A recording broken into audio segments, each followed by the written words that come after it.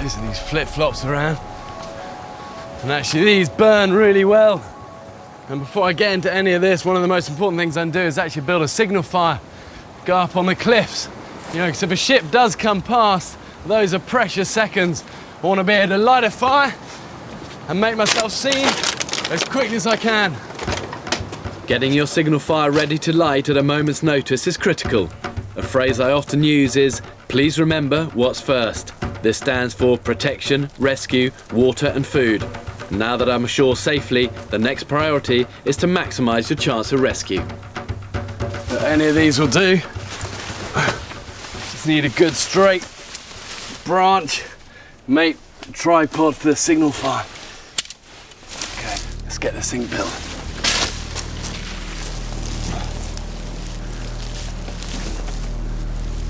This is probably about the most visible point on the island up here.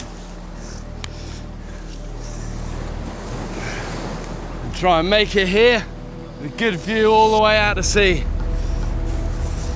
Okay. First job, the tripod.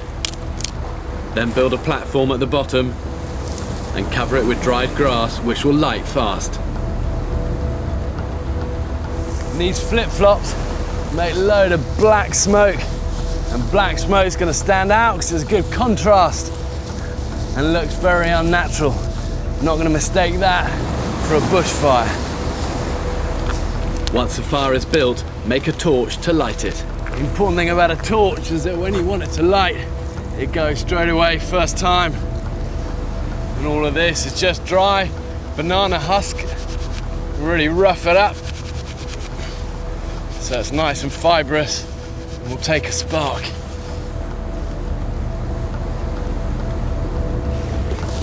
Rains come fast and heavy here. If the grass gets a soaking, it will never light, so cover it to keep the water out. Banana leaves are perfect.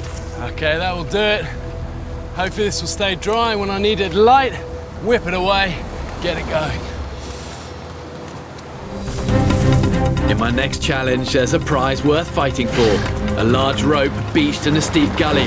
There's only one way down, but no way back. Let's give it a go.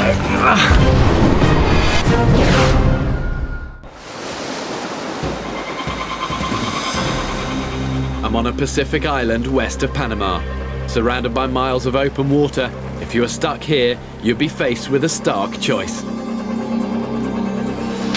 of the hardest decisions for the survivor to make is just whether to stay or whether to go on an island like this.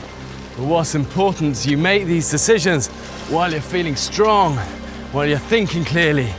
Yeah, because what happens if you think of this as your health and this line as time, you're gonna start off feeling strong.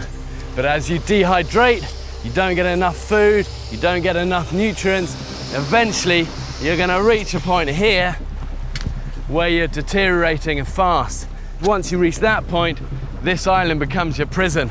So what matters is you make all your big decisions up this end of the curve, where you're feeling mentally and physically strong. Ultimately, I plan to build a raft, but before setting out to sea, you need supplies. I'm going to search the island to stockpile food and, above all, water.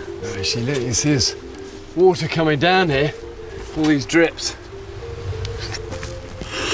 That's fresh as well. So even though it looks bone dry up here, water's going to seep through the rock that's coming out of here.